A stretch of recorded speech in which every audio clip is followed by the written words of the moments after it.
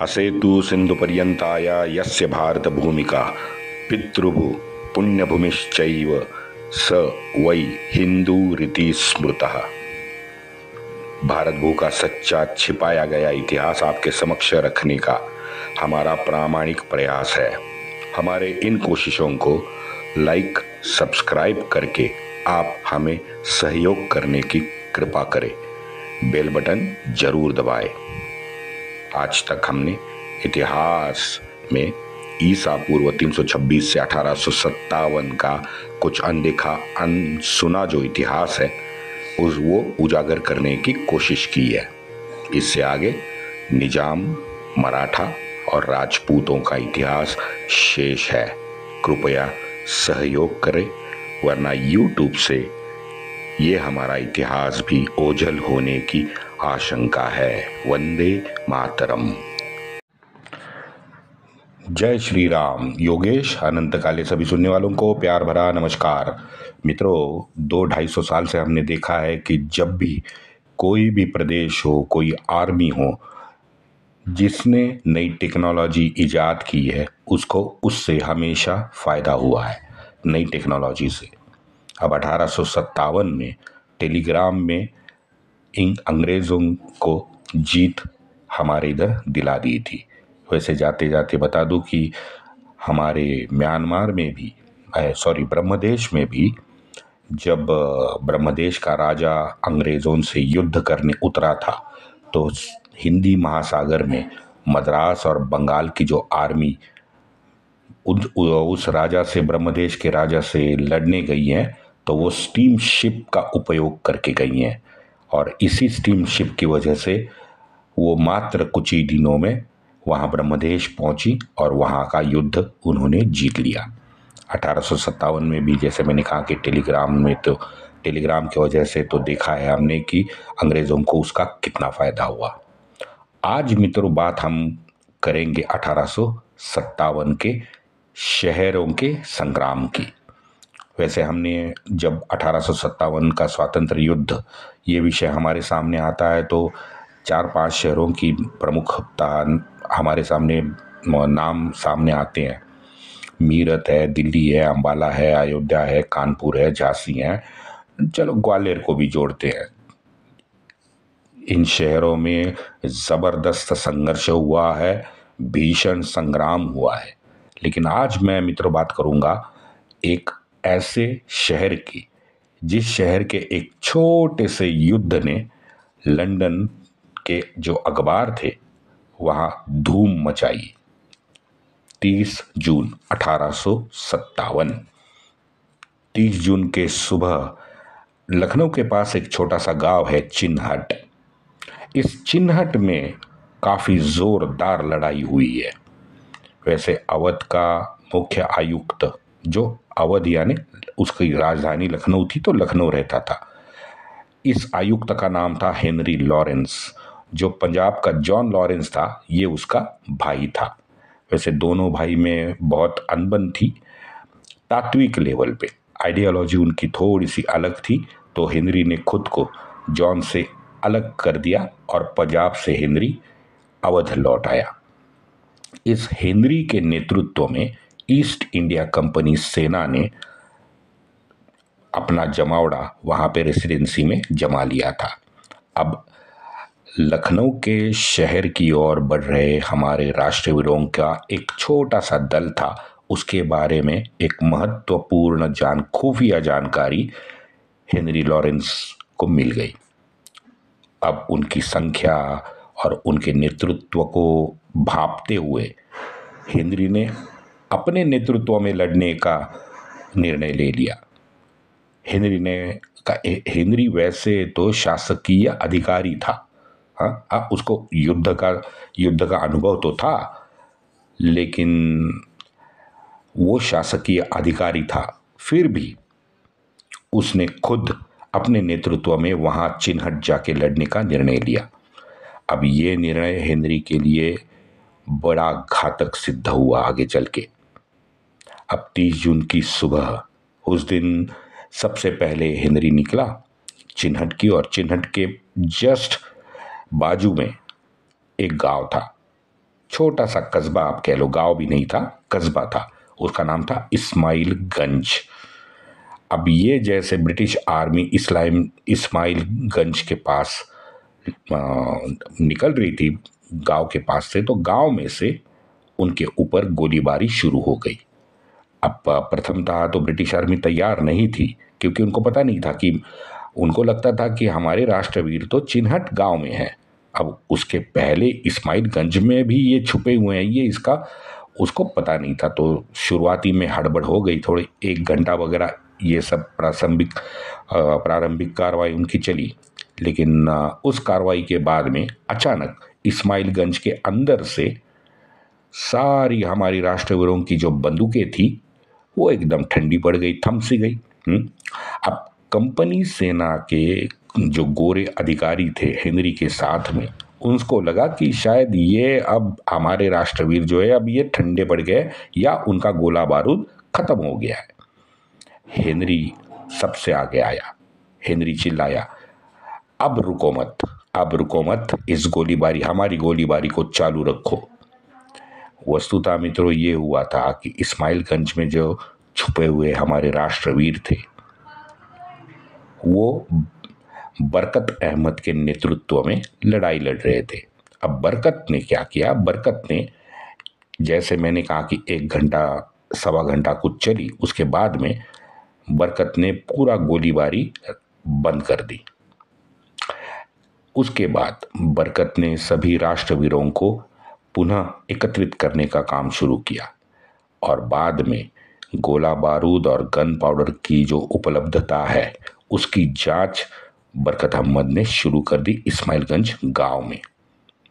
अब जाहिर है युद्ध साहित्य तो उनके पास बड़ा सीमित था और उनको जो परिणाम साधना था उस अपेक्षित परिणाम साधने के लिए अपनी क्षमता को, बरकत को जांचना बड़ा आवश्यक था। अब प्रथम गोलीबारी करके गोरे तो उनसे दूर हो गए थे। जो सबसे पहले जब गोलीबारी हुई थी तो अब इस्माइलगंज पे ये ऑलरेडी एस्टैब्लिश हो चुके थे राष्ट्रवीर, तो इनका वर्चस्व इस्माइल गांव के अंदर मौजूद था। अब गांव के पास से जैसे हेनरी ने उनको ऑर्डर दिया, रुको मत, रुको मत, ये गोलीबारी जारी रखो, तो गांव के पास से दोनों तरफ से गोरों की तोपें अब आग उगलने लगी। थोड़ी देर हो गई, आखिरकार हेनरी ने अंदर सेना भेजने का निर्णय ले लिया। अब अंदर सेना भेजने का निर्णय उसका बड़ा धाड़सी निर्णय था। और इसको फिर उसने क्या किया, उसने हिंदी सैनिकों को पीछे रखा और यूरोपियन एक टुकड़ी बना ली और टुकड़ी का नेतृत्व एक युवा नवविवाहित गोरे के पास सौंपा। उसका नाम था कर्नल केस। अब जैसे इस छोटी सी टुकड़ी का गठन हुआ, टुकड़ी आहिस्ता आहिस्ता आगे बढ़ने लगी। जैसे टुकड़ी गांव में घुसने वाली ही थी, एक कहीं से गोली आई और कर्नल केस जमीन पे लेट गया। कर्नल केस की वहीं कुछ ही मिनटों में पहली मौत वहां पे हो गई, इस्माइलगंज के गांव के सीमा रेखा पर। तब अब ये नई नई टुकड़ी थी तो इसमें भगदड़ मच गई। अब जैसे कर्नल गिरा, राष्ट्रवीरों ने अन्य गोरों का पीछा किया। एक ब्रिटिश लेखक है प्रोफेसर जूलियन डेविड। इस जूलियन डेविड साहब ने अपनी एक किताब लिखी है, इंडियन म्यूटिनी 1857। अब इस पुस्तक में इन्होंने लिखा है कि कंपनी के कई लोगों के मारे जाने तथा घायल होने के कारण और गोला बारूद के भयंकर कमी होने के कारण सर हेनरी ने उस टुकड़ी को पीछे हटने का स्पष्ट आदेश दे दिया। जब गांव में राष्ट्रवीरों ने देखा तो पता चला कि सारे के सारे गोरे वहां पे मरे हुए हैं। सिर्फ इनके गोली से ही नहीं मरे थे, बल्कि उष्णता, हीट स्ट्रोक जो होता है और भागते भागते उनमें जो थकावट आई थी उससे भी ये मरे थे। राष्ट्रवीरों को एक घायल मिला। अब ये घायल इतना पागल हो गया था और कि अकेला घायल वहां पे पड़ा हुआ था, फिर भी सामने खड़े हमारे राष्ट्रवीरों पर वो भड़क गया, क्रोधित हो गया, उनको गाली देने लगा। भाई उठने की शक्ति उसमें नहीं बची थी, लेकिन तब भी मुंह से दनादन गाली देते जा रहा था, अनाप शनाप बकने लगा। तो राष्ट्रवीरों ने उसे वहीं सदगति दे दी। आगे और एक जख्मी मिला, वो जख्मी गिड़गिड़ाना लगा। अब इस बार हमारे वीरों के मन में कोई सद्गुण विकृति ने प्रवेश नहीं किया। हमारे राष्ट्रवीरों ने उसे तुरंत वहीं मार डाला। एक अकेला हमारे वीरों के कैंप में हीरो स्टाइल घुसा, वही हीरो स्टाइल फिर ढेर भी कर दिया गया। ऐसी हमारे प्रोफेसर जूलियन साहब लिखते हैं कि ऐसी 8 से 10 घटनाएं वहां पे यूरोपियन टुकड़ी को मारने के बाद घटी है।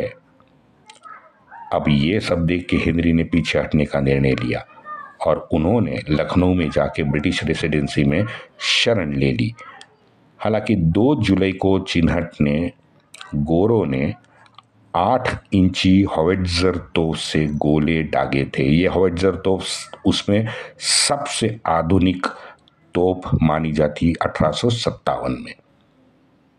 तो इस 8 इंच की हॉविट्जर तोप से हेनरी ने चिन्हट पे गोले दागे थे। अब गोले जब उस टाइम गोले दागते थे हॉविट्जर से, तो उसके जो छींटे हैं वो गोले के, तो गोले के चींटे चारों ओर बहुत तेजी से उड़ते थे और उसी छींटों से हेनरी काफी गंभीर घायल भी हुआ था। क्योंकि मैंने उसकी फोटो लगा रखी है, आप फोटो देखो। मात्र 60 किलो का था हेनरी। अभी 60 किलो का, जिसमें कोई मांस ही नहीं था हेनरी में। आप देखिए फोटो उसका। हाँ, हमें भी ये लगता है, बहुत विचित्र लगता है कि भाई ये ऐसे तबीयत वाला बंदा ये युद्ध करने पहले तो गया ही क्यों। अब ये मैं बताऊं, हेनरी और जॉन लॉरेंस ये बंधु, जैसे मैंने पहले बताया, ये दोनों बुद्धिजीवी, रणनीति में कूटनीति में प्रवीण बिल्कुल। और मैं उनका सभी पूरे विश्व में जहां भी ब्रिटिश रहते थे सभीयों को उनका नाम मालूम था। लेकिन ये युद्ध क्षेत्र में जाके शारीरिक कष्ट उठाना उन दोनों के बस का था ही नहीं भाई। अब पता नहीं हेनरी ने सोचा होगा कि अरे ये दल तो बड़ा संख्या में कम है, चुटकी बजाते ही मैं उसे मार डालूंगा, या फिर ये शरण आएंगे। जरा थोड़ा सा मैं भी भाई आजमा लेता हूँ क्योंकि बाद में फिर रानी के सामने मेडल मिलेगा, ये मिलेगा, वो मिलेगा, सम्मान मिलेगा। और वहाँ जॉन तो छक्के पे छक्के मार रहा था। सिंध, केपीके और संयुक्त पंजाब जब था तो जॉन का तो नाम हो गया था बहुत। तो उसी तरीके से हेनरी भी शायद सम्मान चाहता था अपने रानी से। अब ये सरकारी अफसर सारे एक जात होते हैं, मैं एक सोच के होते हैं। आप देखो, आप कहीं भी जाओ, नौकरशाह खुद के महिमा मंडन करने का एक भी मौका नहीं छोड़ते। कलेक्टर से आप किसी सचिव जो है मंत्रालय में जो बैठते हैं, कहीं कोई भी अफसर ले लो, उसको अपना ढोल बजाना होता है क्योंकि मेरा नाम हो, मुझे ज़्यादा से ज़्यादा पदोन्नति कहते हैं, पदोन्नति सबसे ज़्यादा मुझे मिले। और ये ब्रिटिश नौकरशाह, जैसे मैंने कहा, हेनरी छींटों से घायल हो गया और लखनऊ आ गया। लखनऊ आने के बाद ये कुछ 2 हफ्ते कुछ अपने मरण से लड़ता रहा और लखनऊ में मर गया। इसके जीने की आप चाह देखो मित्रों। अब ये 60 किलो का, अब तोप के छींटे उसके शरीर में घुस गए थे, लेकिन ये चिरकुट उसके बाद भी मौत से संघर्ष करता रहा। लेकिन हार गया। अगले 5 महीनों तक लगातार ब्रिटिश और राष्ट्रवीरों में संघर्ष चलता रहा। लखनऊ के ब्रिटिश रेसिडेंसी को बार बार हमारे राष्ट्रवीर जो है ये घेरा लगाया करते थे। तभी नवंबर में Colin Campbell commander in chief बन के भारत आ गया। ये कैम्पबेल भी बड़ा तेज और निडर था और युद्ध क्षेत्र का इसे बहुत ज्यादा अनुभव था, क्योंकि क्रीमिया में ये लड़के आया था। उसने आते ही तुरंत योजना बना डाली और प्रति आक्रमण करके महत प्रयास से रेसिडेंसी की जो घेराबंदी राष्ट्रवीरों ने की थी उसको तोड़ने में इसने कामयाबी हासिल की। उसने रेसिडेंसी के घेराबंदी में लगे सभी राष्ट्रवीरों को निरस्त कर दिया था मात्र 3 दिन में। कई गोरों के लिए अवध की ये जो राजधानी लखनऊ थी, वो लखनऊ के बिल्कुल बगल में रेसिडेंसी एक था। तो रेसिडेंसी में ये सारे ब्रिटिश एक साथ घिरे पड़े थे। हमारे राष्ट्रवीरों ने उनको घेर लिया था वहीं। अब ये रेसिडेंसी की कैम्पबेल ने सफलतापूर्वक जो रक्षा की, उससे ब्रिटिशों का आत्मसम्मान और आत्मविश्वास बढ़ने में या लौटने में बहुत बड़ी सहायता हुई।